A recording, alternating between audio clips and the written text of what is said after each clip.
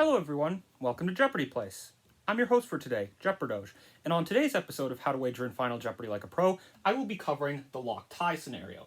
Now, every player, when they make it onto the Alex Trebek stage, dreams of a lock game, but a lock tie still means you're in a very dominant position. This is one of the most deceptively simple betting scenarios out there, as a number of wagers that would seem like a good idea from first, second, and third just get completely thrown out the window because of what the scores are. So with that in mind, let's jump in. The premise of a lock tie game is simple. Going into Final Jeopardy, the score of the leader is exactly double the score of second places. In this scenario, unless third place also has half of the leader's score, they are out of contention. So let's start with third place. I'm not gonna lie, it's not looking too good for you. You are way behind the leader, and while the leader betting enough to let you back into the game has happened before, it's simply not common enough of an occurrence to be worth taking into account. You can really bet whatever you want here as long as you don't go all in, because second place basically has to go all in for reasons I'll talk about later, and you want to be able to have a chance of beating them for second. And going all in from third is the easiest way to reduce your chances significantly. Personally, I subscribe to the maxim of bet zero and write a joke answer, but really you can do whatever you want as long as you don't go all in. Next up, second place. This is by far the simplest solution of all three of these positions. You have exactly half of the leader's score, and the chances of them making more than the standard cover bet of $1 is slim to none. So in this case, the only acceptable bet is everything. So in this case, you would bet all 10,900.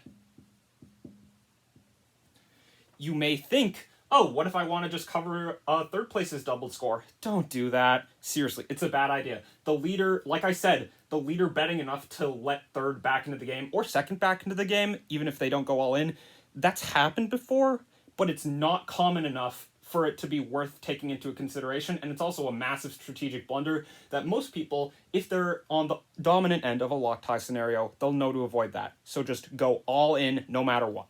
As for the leader, you have two main choices. You can either do what I mentioned earlier and bet $1, hoping to win outright. However, if you really hate the Final Jeopardy category, or you're confident enough in your buzzer abilities to be able to win a tiebreaker, then bet zero and hope that second bets everything, which they should do.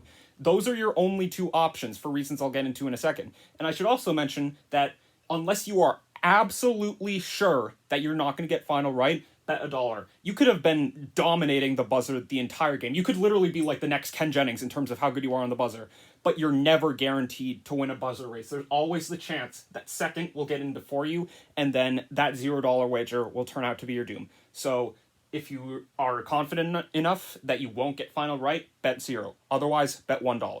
And I know what you're probably thinking, but Jeopardoge, what if I want to bet to cover third place's doubled score or second place's $0 wager? Simple! Don't!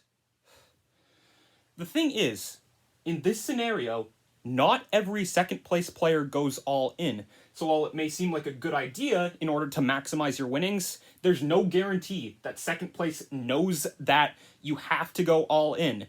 And if you bet more than $0 or $1, you're essentially giving them a second chance, even if they make a completely suboptimal bet. And some examples of second placers betting not everything have literally gone on to go as far as being on CNN, which, trust me, you do not want to be on CNN for a mistake. It would be much more preferable to be on CNN because you're one of the greatest players of all time, not because you made a mistake that cost you a win. So, just to recap, third place should do anything other than go all in, second place should not do anything other than go all in, and the leader should bet $0 or $1. These are the simplest and also best strategic choices. Anything else will risk you going viral, and I don't think you want that. So if you're wondering how the series will work, my co-host, Eris, will host the odd-numbered episodes, so episode 1 is already up, it's on Lock Games, and I will be hosting the even-numbered episodes. So the next episode will be on Crush Games, which will be one that Eris hosts, and then my next episode will be on 2/3 games. So I'll see you then. Thanks for watching.